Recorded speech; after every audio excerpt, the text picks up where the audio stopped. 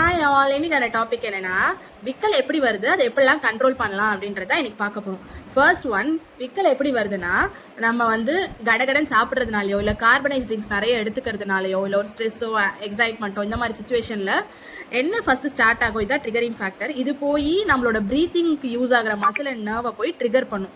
Trigger பண்ணோடனே பிரெயினுக்கு ஒரு சிக்னல் போயிட்டு திருப்பி நமக்கு ப்ரீதிங்க்கு யூஸ் ஆகிற டயஃப்ரமை சடனாக கண்ட்ராக்ட் பண்ணோடனே நம்ம டக்குன்னு மூச்சு உள்ளே இழுக்கும்.